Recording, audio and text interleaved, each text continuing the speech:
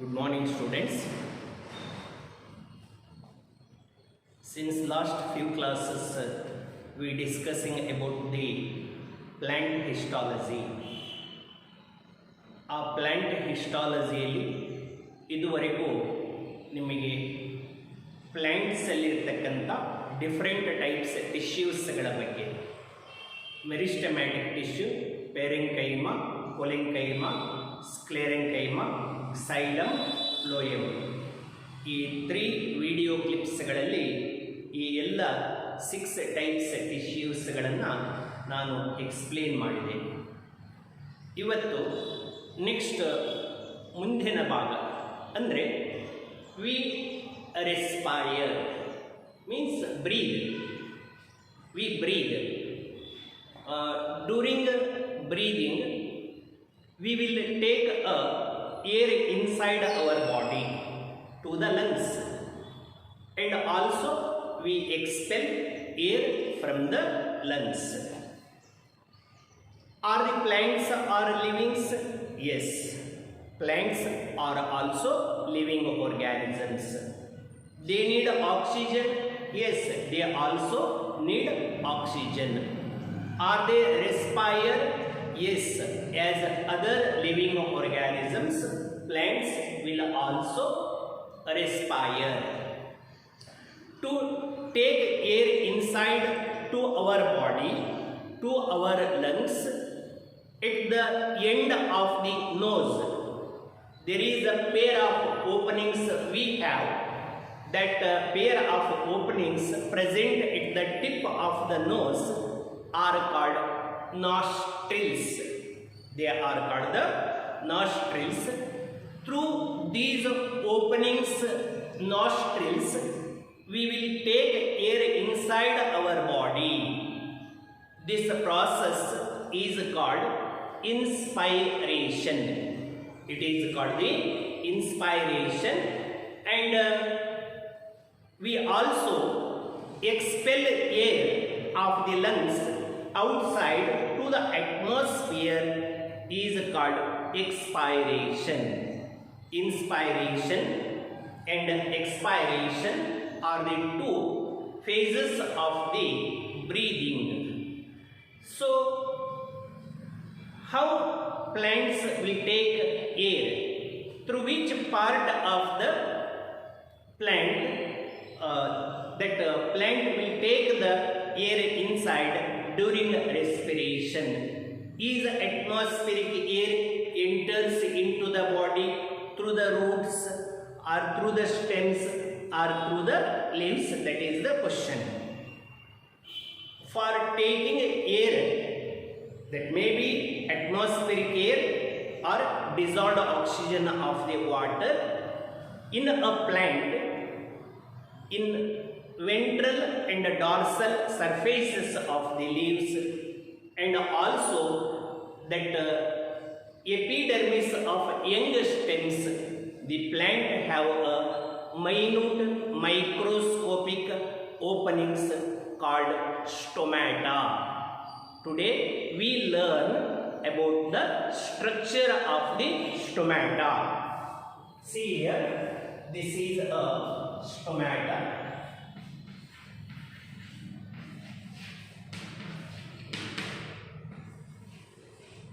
Stomata. Stomata. What is a stomata? Stomata is a very small, minute, microscopic openings present on the ventral or dorsal surface of the leaves. Through these stomata, atmospheric air enters into the plant body. Also, it releases air outside to the atmosphere. So, what is the structure of the stomata? Stomata are microscopic, means we cannot see by our naked eye. ಈಗ leaves ಅಲ್ಲಿ stomata ಇರುತ್ತೆ ಎಂದು leaves ಅನ್ನು ತಗೊಂಡು ನಾವು ಅದರ ಮೇಲ್ಭಾಗ ಕೆಳಭಾಗದಲ್ಲಿ ನೋಡಿದರೆ ಬರೀ ಕಣ್ಣಿಗೆ ಅದು ಕಾಣಲ್ಲ. ಯಾಕಂದರೆ ಅದು ಅಷ್ಟು ಚಿಕ್ಕದಿರುತ್ತೆ, ನಮ್ಮ ಬರೀ ಕಣ್ಣಿಗೆ ಕಾಣದೇ ಇರುವಷ್ಟು ಚಿಕ್ಕದಿರುತ್ತೆ. ಒಂದು ಸ್ಮಾಲ್ ಲೀಪ್ ಫೀಲಿಂಗನ್ನು ತಗೊಂಡು ಮೈಕ್ರೋಸ್ಕೋಪಲ್ಲಿ ಇಟ್ಟು ನೋಡಿದರೆ ನಮಗೆ ನ್ಯೂಮರಸ್ ಸ್ಟೊಮ್ಯಾಟಗಳು ಕಾಣುತ್ತೆ. ಹಾಗೆ when we observed very thin peeling of the leaf under the microscope, how that appear ಅಂತ ನೋಡಿದರೆ stomata, first we learn about the stomata of the dicot plants. ಅಂದರೆ ಡೈಕಾಟಿಲಿಡಾನ್ ಪ್ಲಾಂಟ್ಸ್ಗಳಲ್ಲಿ ಸ್ಟೊಮ್ಯಾಟ ಹೇಗೆ ಇರುತ್ತೆ ಅನ್ನೋದ್ರ ಬಗ್ಗೆ ನೋಡೋಣ. Stomata is made up of two types of cells. Two types of cells. They are guard cells and subsidiary cells. Guard cells and subsidiary cells. These are the two guard cells. What is the shape of the guard cells? Guard cells are bean shaped or kidney shaped. See, these are the guard cells. Guard cell. How many guard cells here? Two guard cells. This is one guard cell. This is another guard cell. What is the shape of the guard cell? These are appear as kidney or a bean seed. In between the two guard cells, here there is a opening. This opening is called stoma. Inidu stoma.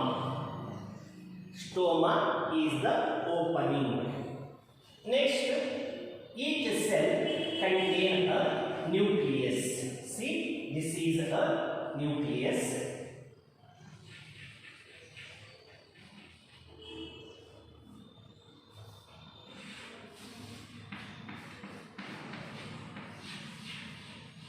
Nucleus.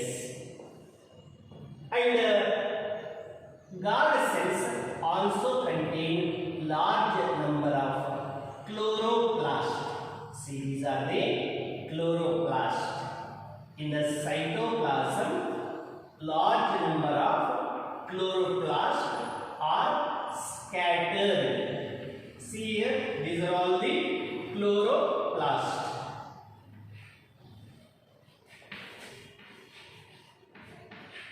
Chloroplast. Okay. Next, these guard cells externally covered by a 3 to 4 cells, thin-walled, large-sized cells. How many cells? That 3 to 4 cells.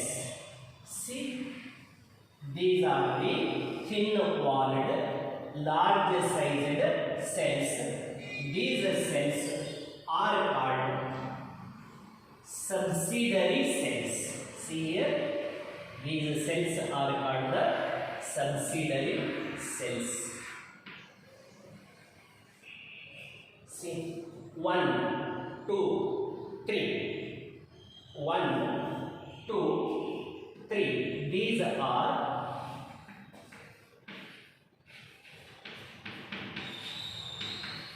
subsidiary cell.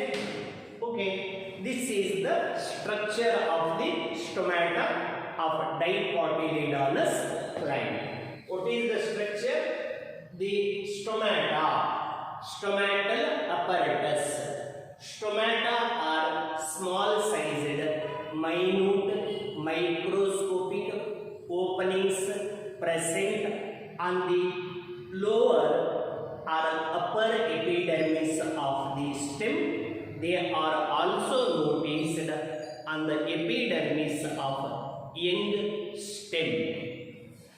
Each stomata is made up of two types of cells, guard cells and subsidiary cells. Guard cells are a special type of cells.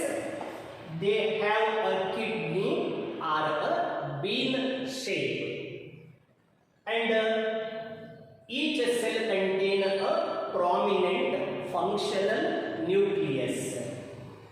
The cell cytoplasm contains large number of chloroplasts. That's why that also synthesis a carbohydrate that helps for opening and closing of the stomata. In between two guard cells, there is a minute opening that is called stoma. Atmospheric air enters into the plant body through this opening stoma. This stomata is not always open, it is not always closed. Stomata are open during daytime. When sunlight fall on the leaf, that stomata will be open. When stomata open, atmospheric air enters into the plant body by a diffusion. ಮತ್ತೆ night sunlight ಹೋದ ಹಾಗೆ ಆ stomata ಏನಾಗುತ್ತೆ, close ಆಗುತ್ತೆ. ಹಾಗಾದರೆ stomata ಯಾವಾಗಲೂ open ಆಗಿರಲ್ಲ ಮತ್ತು ಸ್ಟೊಮ್ಯಾಟ ಯಾವಾಗಲೂ ಕ್ಲೋಸ್ ಆಗಿರಲ್ಲ. ಡೇ ಟೈಮ್ ಸ್ಟೊಮ್ಯಾಟ ಓಪನ್ ಆಗುತ್ತೆ, ನೈಟ್ ಟೈಮ್ ಸ್ಟೊಮ್ಯಾಟ ಕ್ಲೋಸ್ ಆಗುತ್ತೆ. ಯಾವುದು opening? Stoma. Stoma is the minute pore or the opening. ಇಲ್ಲಿ ನೋಡಿ, ಇದು ಪೂರ್ಣ ಅಪರಟಸ್ ಸ್ಟೊಮ್ಯಾಟ ಅಂತ ಕರೀತೀವಿ. ಎರಡು ಗಾರ್ಡ್ ಸೆಲ್ಸ್ಗಳ ಮಧ್ಯೆ ಚಿಕ್ಕ ಓಪನಿಂಗ್ ಆಗಿದೆಯಲ್ಲ, ಇದು ಮಾತ್ರ ಏನಿದು ಸ್ಟೋಮಾ. ಇನ್ನು these guard cells externally covered by large sized thin walled parenchyma cells are called subsidiary cells. ಈ ಸಬ್ಸಿಡರಿ ಸೆಲ್ಸ್ಗಳು ಗಾರ್ಡ್ ಸೆಲ್ಸ್ಗಳ ಮಧ್ಯೆ ವಾಟರ್ ಎಕ್ಸ್ಚೇಂಜ್ ಆಗ್ತಾ ಇರುತ್ತೆ.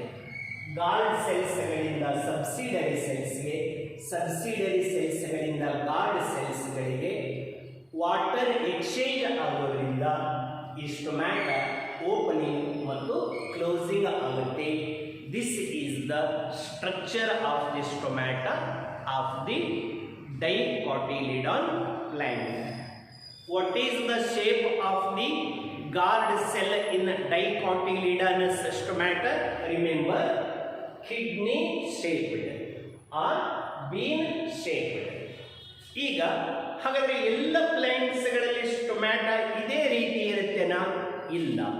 ಮೊನೋಕೋಟಿಲಿಡಾನ್ಸ್ ಅಲ್ಲಿ ಬೇರೆ ತರ ಇರುತ್ತೆ, ಅದು ನೋಡೋಣ ಈಗ. The stomata of the monocotyledonous plants. ಹಾಗಾದರೆ how that monocotyledon stomata is differ from the dicotyledonous stomata. That difference also you have to note. As stomata of the dicotyledonous plant, in monocotyledonous plant also stomata is made up of two types of cells, guard cells and subsidiary cells. See, this is a, what is this? This is a guard cell. This is a guard, one guard cell. What is the, look at about the shape of the guard cell. What is the shape of the guard cell? Dumbbell shaped. ಅಲ್ಲಿ ಹೇಗಿತ್ತು? Kidney shape ಇತ್ತು, bean shape ಇತ್ತು. ಇದು ಒಂದು ಏನು guard cell. This is the nucleus. This is the nucleus. These are all the chloroplast. What is the shape of the guard cell? Guard cell is dumbbell shaped. How many guard cells? One guard cell. ಇನ್ನೊಂದು ಅದರ ಪಕ್ಕದಲ್ಲಿ ಹೀಗಿರುತ್ತೆ, ಮತ್ತೊಂದು guard cell. ಇದು ಇನ್ನೊಂದು guard cell. Okay na? See, in between two guard cell, the opening is formed, is called stoma. It is also, this is also dumbbell shaped. In one stomata, how many guard cells are present? Two guard cells. See, this is the guard cell. This is the guard cell. What is this? Nucleus. Nucleus. What is this? Chloroplast. Chloroplast. Chloroplast. What is this? Stoma. ಇದೇ opening. ಎರಡು guard cells ಗಳ ಮಧ್ಯೆ create ಆಗತಕ್ಕಂತ four ಇದೆಯಲ್ಲ, that is the opening. Stoma. And these two dumbbell shaped guard cells are externally covered by another cells. Which are the another cells? You know it? They are the subsidiary cells. See, these are the subsidiary cells. Which cells? Subsidiary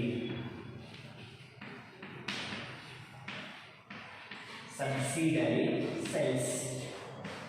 So this is the structure of the monocotyledonous stomata. Stomata are minute microscopic openings present on lower epidermis, also upper epidermis of the leaves, also noticed in the epidermis of the young stem. This is the stomata of monocotyledonous plant. This stomata is made up of two types of cells, two guard cells, three subsidiary cells. This is called stomatal apparatus. In monocotyledonous plant, guard cells are dumbbell shaped. Nucleus is present at the center and functional prominent. Cytoplasm contains large number of chloroplasts. And in between two dumbbell shaped guard cells, there is a microscopic opening is called stomata. Through this stomata, that plant will take air from the atmosphere and also releases air to the atmosphere. It is externally surrounded by the thin-walled parenchymatous. 3 to 4 cells are called subsidiary cells. By exchange of water between guard cells and subsidiary cells, stomata is regulated. I mean opening and closing. Andre daytime stomata open ಆಗುತ್ತೆ ಮತ್ತು night time stomata close ಆಗುತ್ತೆ. So here which major difference you find between the stomata of dicotyledonous and stomata of monocotyledonous plants? The major difference is shape of the guard cells. ಇಲ್ಲಿ ನೋಡಿ guard cells ಗಳನ್ನ shape ಅನ್ನು observe ಮಾಡಿ. ಇಲ್ಲಿ ಮೊನೋಕಾಟಿಲಿಡಾನಸ್ ಅಲ್ಲಿ guard cells dumbbell shape ಇರುತ್ತೆ ಮತ್ತು ಡೈಕಾಟಿಲಿಡಾನಸ್ ಅಲ್ಲಿ ಗಾರ್ಡ್ ಸೆಲ್ಸ್ ಗಳು ಕಿಡ್ನಿ ಶೇಪ್ ಅಲ್ಲಿ ಇರುತ್ತೆ. That is the difference. ಇನ್ನು ನೆಕ್ಸ್ಟ್, ಇನ್ನು ಈ ಒಂದು ನಿನ್ನೆ ದಿನ ನಾನು ವ್ಯಾಸ್ಕ್ಯುಲರ್ ಟಿಶ್ಯೂಸ್ಗಳ ಬಗ್ಗೆ ಹೇಳಿದೆ. 6 ಟೈಪ್ಸ್ ಪ್ಲಾಂಟ್ ಟಿಶ್ಯೂಸ್ಗಳಲ್ಲಿ ವ್ಯಾಸ್ಕ್ಯುಲರ್ ಟಿಶ್ಯೂಸ್ಗಳು ಯಾವುದು ಹೇಳಿ? xylem and phloem. Xylem is the water conducting tissue, phloem is the food conducting tissue. These are two types of tissues. ಯಾವುದು? xylem and phloem always found side by side. Plant ಅಲ್ಲಿ ಎಲ್ಲೇ ಇರಲಿ xylem ಜೊತೆಗಿನ phloem ಇರುತ್ತೆ, phloem ಜೊತೆಗಿನ xylem ಇರುತ್ತೆ. In a plant body, water conducting tissue xylem, food conducting tissue phloem found side by side.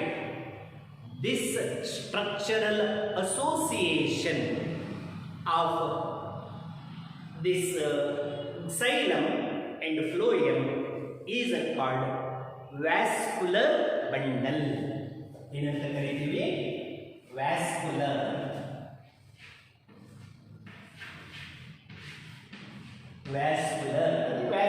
tissue. ಯಾವ ಎರಡು ಜೊತೆಗೆ ಇರೋದ್ರಿಂದ that is called vascular bundle. ಹಾಗಾದ್ರೆ what is a vascular bundle? In a plant's water conducting tissue xylem, food conducting tissue phloem always found side by side. This structural association of xylem and phloem is called vascular bundle. ಓಕೆನಾ? ಹಾಗಾದರೆ plant ಎಲ್ಲ ಪಾರ್ಟ್ಸ್ಗಳಲ್ಲಿ, ಎಲ್ಲ parts ಅಂದರೆ root, stem, leaf, ಎಲ್ಲ ಕಡೆ ಒಂದೇ type vascular bundles ಇರುತ್ತಾ? No. That is structural association of xylem and phloem is differ from part to part. ಹಾಗಾದರೆ ರೂಟಲ್ಲಿ ಯಾವ ಟೈಪ್ ಇರುತ್ತೆ ಅಂತ ನೋಡೋಣ. ರೂಟಲ್ಲಿ ವ್ಯಾಸ್ಕ್ಯುಲರ್ ಬಂಡಲ್. ಹೀಗೆ ರೂಟ್ ಟ್ರಾನ್ಸ್ವರ್ಸ್ ಸೆಕ್ಷನ್ ಅನ್ನು ತಗೊಂಡ್ರೆ ಈ ರೀತಿಯಾಗಿ ಇರುತ್ತೆ. ಮತ್ತೆ central most part of the root ಹೀಗಿರುತ್ತೆ. ಈಗಾಗಲೇ ನಿನ್ನೆ ದಿನ ನಾನು xylem ಎಕ್ಸ್ಪ್ಲೇನ್ ಮಾಡಬೇಕಾದ್ರೆ ಪ್ರೋಟೋಕ್ಸೈಲಮ್, ಮೆಟಾಕ್ಸೈಲಮ್ ಅಂದರೆ ಏನು ಹೇಳಿ. First formed xylem is called protoxylem. Later formed xylem is called metaxylem. ಅಂದರೆ ಪ್ಲಾಂಟ್ ಬೆಳಿಬೇಕಾದ್ರೆ ಫಸ್ಟ್ ಹಂತದಲ್ಲಿ ಫಾರ್ಮೇಷನ್ ಆದ xylem ಅನ್ನು ಪ್ರೋಟೋಕ್ಸೈಲಮ್ ಅಂತ ಕರಿತೀವಿ. ನಂತರ ಕ್ರಮೇಣ ಪ್ಲಾಂಟ್ ಬೆಳೆದ ಹಾಗೆ ಫಾರ್ಮೇಷನ್ ಆಗ್ತಕ್ಕಂಥ xylem ಅನ್ನು ಮೆಟಾಕ್ಸೈಲಮ್ ಅಂತ ಕರಿತೀವಿ. ಇನ್ನು xylem ಟೂ ಟೈಪ್ಸ್, ಪ್ರೋಟೋಕ್ಸೈಲಮ್, ಮೆಟಾಕ್ಸೈಲಮ್. ಈಗ ಇಲ್ಲಿ ಹೇಗಿರುತ್ತೆ ಅಂದರೆ ಮತ್ತೆ ಎರಡು ಒಂದೇ ಸೈಜಲ್ಲಿ ಇರುತ್ತೇನೋ? ಇಲ್ಲ. The diameter of the xylem vessels is differ. ಈಗ ನೋಡಿ, the metaxylem has wide lumen, protoxylem has narrow lumen. ಈ ತರ metaxylem has wide lumen, protoxylem has a narrow lumen. This is protoxylem vessel, this is metaxylem vessel in a cross section. ಈಗ ಈ vascular bundle ಅಲ್ಲಿ ಇದು ಅಂದ್ರೆ ಯಾವುದು? ಮೆಟಾಕ್ಸೈಲಮ್ lies towards centre. ಹೀಗೆ ಮಧ್ಯಭಾಗದಲ್ಲಿ ಇದೆ. ಇವೆಲ್ಲ ಏನಿದು? ಮೆಟಾಕ್ಸೈಲಮ್. ಇಲ್ಲಿ ನೋಡಿ, ನಾನು ಬರೀತೀನಿ ಮೆಟಾಕ್ಸೈಲಮ್ ಅಂದರೆ ಇದು ಈ ವೆಸಲ್ಸ್. ಇನ್ನು ಈ ಟುವರ್ಡ್ಸ್ ದಿ ಪೆರಿಫೆರಿ ಏನಿದೆಯಲ್ಲ, ಇದು ದಿಸ್ ಈಸ್ ದ ಪ್ರೋಟೋಕ್ಸೈಲಮ್. ಇದೇನಿದೆಯಲ್ಲ, this is protoxylem, this is xylem. Totally ಇದೆಲ್ಲ ಏನಿದು? xylem. What is this? Protoxylem. Okay. ಹೀಗೆ xylem ಒಂದು ಪ್ಯಾಚ್ ಇರುತ್ತೆ, 1 2 ಹೀಗೆ ನೋಡಿ. ಇದು ಒಂದು ಪ್ಯಾಚ್ xylem ಇದೆ. xylem xylem. ಓಕೆನಾ? ಇನ್ನು ಇಲ್ಲಿ ಎರಡರ ಮಧ್ಯೆ ಇಲ್ಲಿ ಏನಿರುತ್ತೆ, there is a phloem. This is the food conducting tissue phloem. This tissue found in between two xylem is called a phloem. This is the phloem. How many patches of xylem? 4. 1, 2, 3, 4. What is this? Phloem. This is the phloem. Phloem. How many patches of phloem? 4. 1, 2, 3, 4. In this is one type of vascular bundle.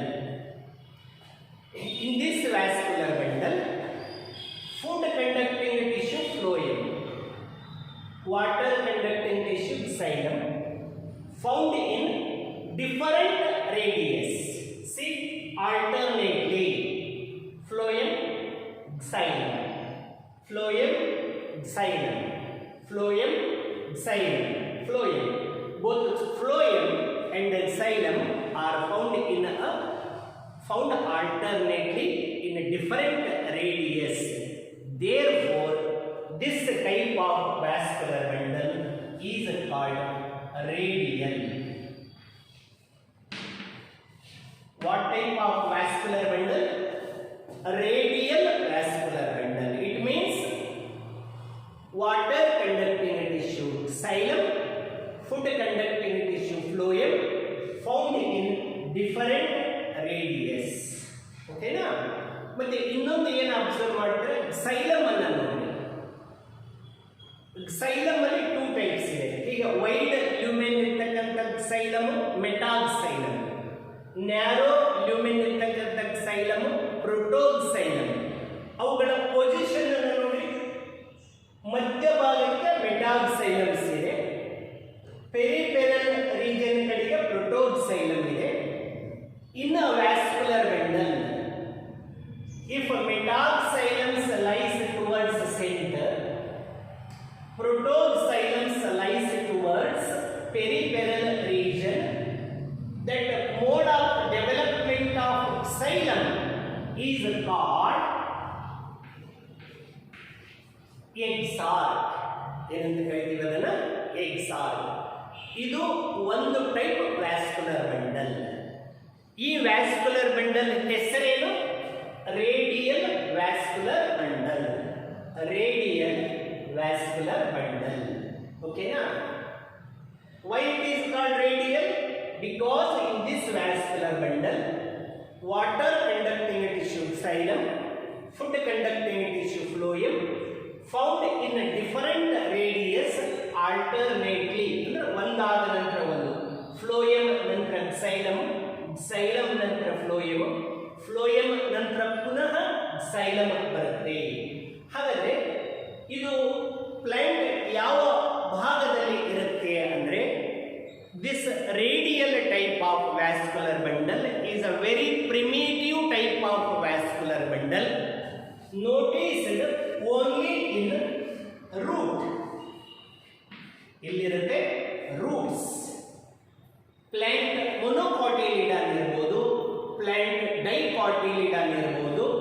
ಯಾವುದೇ plant ಇದ್ರೆ ಅದರ root ಅಲ್ಲಿ ಯಾವ type vascular bundle ಇರುತ್ತೆ ಅಂದ್ರೆ radial type of vascular bundle. That you have to remember. ಇದು one type vascular bundle. Name radial vascular bundle, found in roots. Mode of development of xylem exarch. ಏನು ಹಾಗೆ exarch ಅಂದ್ರೆ ಪ್ರೋಟೋಕ್ಸೈಲಮ್ peripheral region ಕಡೆಗೆ ಇದ್ದು ಮೆಟಾಕ್ಸೈಲಮ್ centre ಕಡೆಗೆ ಇದ್ರೆ ಅದನ್ನ exarch xylem ಅಂತ ಕರೀತೀವಿ. ಓಕೆನಾ? ಈಗ ಮತ್ತೊಂದು ಟೈಪ್, ಇದು ರೂಟ್ ಅಲ್ಲಿ ಆಯ್ತು. ಈಗ ರೂಟ್ ಅಲ್ಲಿ ಯಾವ ಟೈಪ್ ವ್ಯಾಸ್ಕ್ಯುಲರ್ ಬಂಡಲ್ಸ್ ಇರುತ್ತೆ ಅನ್ನೋದನ್ನ ನಾವು ನೋಡಿದ್ವಿ. ಇನ್ನು ನೆಕ್ಸ್ಟ್ ಮತ್ತೊಂದು ಟೈಪ್ ವ್ಯಾಸ್ಕ್ಯುಲರ್ ಬಂಡಲ್ ಅನ್ನು ನೋಡೋಣ.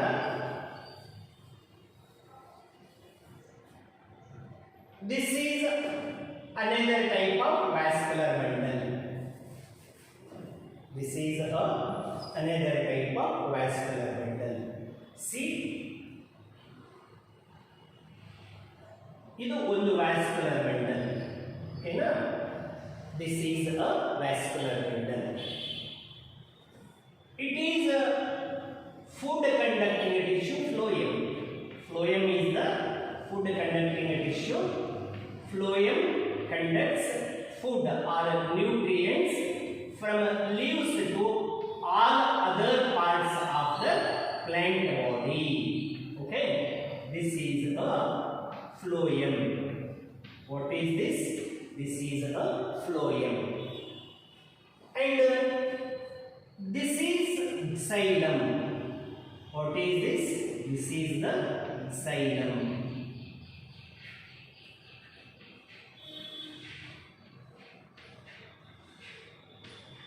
See, this is another type of vascular bundle. ಇಲ್ಲಿ ಈ vascular bundle ಅಂದ್ರೆ ಹೇಳಿದೆ, the structural association of phloem and xylem ಎರಡು ಸೈಡ್ ಬೈ ಸೈಡ್ ಇರುತ್ತೆ ಅಂತ ಹೇಳಿದೆ ನಾನು. ಈಗ ಇದು ಇನ್ನೊಂದು type of vascular bundle. Here this is the phloem. ಇದೇನಿದು phloem. phloem. ಮತ್ತೆ ಇದು ಏನಿದು? ಇದು xylem. This is the xylem. Arrangement ಹೇಗಿದೆ ನೋಡಿ. Both found in the same radius. Above there is a phloem, below there is a xylem. Both phloem and xylem found in the same radius. ಹೀಗಿದ್ರೆ ಇದನ್ನ ಏನಂತ ಕರೀತೀವಿ? The vascular bundle is called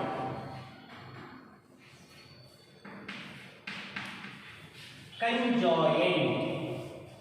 In a vascular bundle, food conducting tissue phloem, water conducting tissue xylem found in same radius. The vascular bundle is called conjoint. ಮತ್ತೆ if phloem and xylem in a vascular bundle, in a conjoint vascular bundle, are not separated by any other type of tissue, that is called closed. That is called the closed. ಹಾಗಾದರೆ what is the name of this vascular bundle? Conjoint closed vascular bundle. Conjoint closed vascular bundle. ಏನು ಹಾಗಾದ್ರೆ conjoint ಅಂದ್ರೆ? in a vascular bundle, food conducting tissue phloem, water conducting tissue xylem found in the same radius, that is called conjoint. What is the meaning of closed? If that two tissue not separated by any other kind of tissue is called closed. ಹಾಗಾಗಿ ಇದು plant ಅಲ್ಲಿ ಮತ್ತೊಂದು type vascular bundle, its name conjoint closed. ಹಾಗಾದರೆ ಇದು ಯಾವ ಭಾಗಗಳಲ್ಲಿ ಇರುತ್ತೆ ಅಂದ್ರೆ it is specifically found in monopod,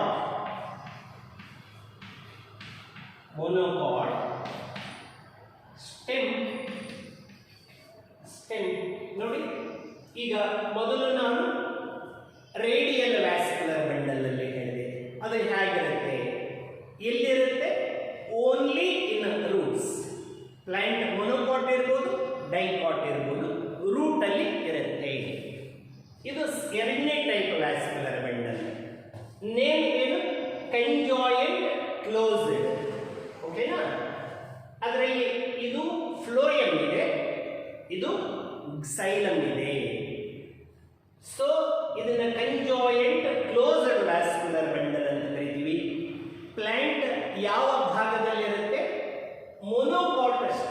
dicot ಅಲ್ಲಿರಲ್ಲ, ಫೌಂಡ್ ಇನ್ ಮೊನೊಕಾಟ್ ಸ್ಟೆಮ್. ಎಷ್ಟು ಟೈಪ್ಸ್ ಆಯಿತು? 2 ಟೈಪ್ಸ್ ಆಯಿತು. ಈಗ 2 ಟೈಪ್ ವ್ಯಾಸ್ಕ್ಯುಲರ್ ಬಂಡಲ್ಸ್ಗಳ ಬಗ್ಗೆ ನಾನು ಹೇಳಿದೆ. ಇನ್ನೂ ಒಂದು ಟೈಪ್ ಇದೆ. ನೆಕ್ಸ್ಟ್ ಮತ್ತೊಂದು ಟೈಪ್ ಅನ್ನು ನಾವು ನೋಡೋಣ.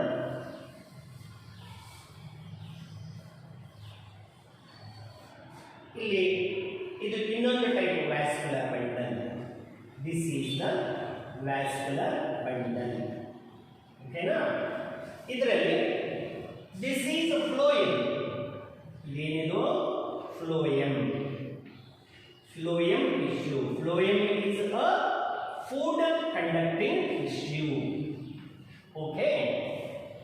And this is xylem. This xylem.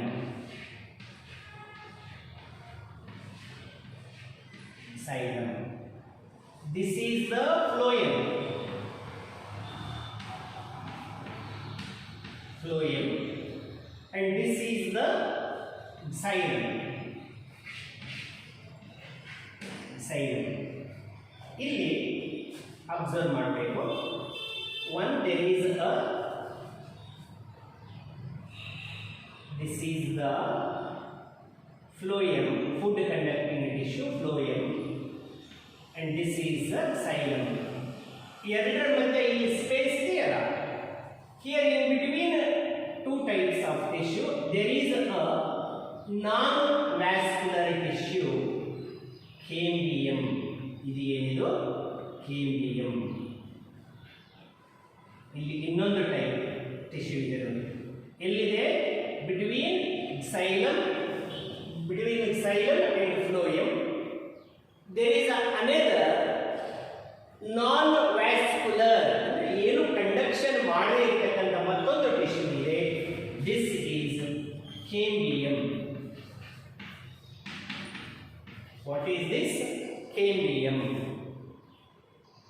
ಹೀಗೆ 3 ಟಿಶ್ಯೂ ಇದೆ ನೋಡಿ. ಫ್ಲೋಯಮ್ ಇದೆ, cambium ಇದೆ, xylem ಇದೆ. ಫ್ಲೋಯಮ್ ಮತ್ತು xylem ನೋಡಿ, both found in the same radius. So this vascular bundle is called conjoint.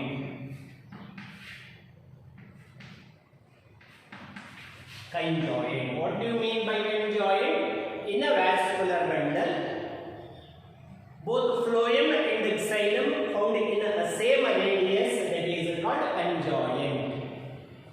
But in this vascular bundle, food conducting tissue phloem, water conducting tissue xylem are separated by another non-vascular tissue, that is the cambium. In between phloem and xylem, if cambium is present, that vascular bundle is called open. That is called the open. ಹಾಗಾದರೆ ಇದು ಮತ್ತೊಂದು vascular bundle. ಯಾವುದಿದು? Conjoint open vascular bundle. ಹಾಗಾದರೆ ಈ type vascular bundle ಎಲ್ಲಿರುತ್ತೆ? Dicot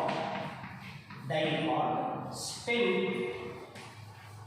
ಮತ್ತೆ ಇಲ್ಲಿ what is the mode of development of xylem ಅಂತ ನೋಡಿದ್ರೆ, metal xylems facing towards periphery in contrast to that root. Protoid xylems facing towards the center. This mode of development of xylem is called end arc. That mode of development is called the end arc. This is a third type of vascular bundle.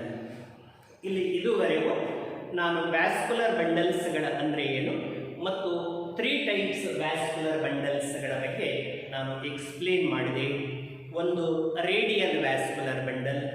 It is primitive vascular bundle found root of all angiosperms, both monocotyledon as well as dicotyledon. ಮತ್ತೊಂದು ಯಾವುದು ಅಂದರೆ conjoint closed vascular bundle found in only monocot stem. ಮತ್ತೊಂದು conjoint open found in only dicot stem. ಇವತ್ತಿನ ಕ್ಲಾಸ್ನಲ್ಲಿ ನಾನು ಏನೇನು explain ಮಾಡಿದೆ ಅಂದರೆ, ಒಂದು ಡೈಕಾಟ್ ಸ್ಟೊಮ್ಯಾಟ ಎಕ್ಸ್ಪ್ಲೇನ್ ಮಾಡಿದೆ. ಇನ್ನೊಂದು ಮೊನೊಕಾಟಿಲಿಡಾನ್ ಸ್ಟೊಮ್ಯಾಟ ಎಕ್ಸ್ಪ್ಲೇನ್ ಮಾಡಿದೆ. ನಂತರ ವ್ಯಾಸ್ಕುಲರ್ ಬಂಡಲ್ಸ್ಗಳಲ್ಲಿ radial vascular bundle, conjoint closed vascular bundle, conjoint open vascular ಬಂಡಲ್ಸ್ಗಳ ಬಗ್ಗೆ ನಾನು ಎಕ್ಸ್ಪ್ಲೇನ್ ಮಾಡಿದೆ. ಇನ್ನು ನೆಕ್ಸ್ಟ್ ವಿಡಿಯೋ ಕ್ಲಿಪ್ಪಲ್ಲಿ ಯಾವುದು ಅಂದರೆ ಪ್ಲ್ಯಾಂಟ್ ಅನಾಟಮಿಯನ್ನು ಸ್ಟಾರ್ಟ್ ಮಾಡೋಣ. ಇದು ಇನ್ನು ಈ ಪ್ಲ್ಯಾಂಟನ್ನು ಕಟ್ ಮಾಡೋದು ಅಂದರೆ ಸೆಕ್ಷನ್ಸ್ಗಳನ್ನು ತಗೊಳ್ಳೋದು, ಕ್ರಾಸ್ ಸೆಕ್ಷನ್ಸ್ಗಳನ್ನು ತಗೊಳ್ಳೋದು, ಲ್ಯಾಂಗಿಟ್ಯೂಡಿನಲ್ ಸೆಕ್ಷನ್ಸ್ಗಳನ್ನು ತಗೊಳ್ಳೋದು, ಮತ್ತು ಆ ಪ್ಲ್ಯಾಂಟ್ ಒಳಭಾಗ ಹೇಗಿರುತ್ತೆ, root internal structure, stem internal structure ಮತ್ತು ಲೀಫ್ ಇಂಟರ್ನಲ್ ಸ್ಟ್ರಕ್ಚರ್ಸ್ಗಳ ಬಗ್ಗೆ ನಾವು ನೋಡೋಣಂತೆ. To this point I will stop now. Thank you.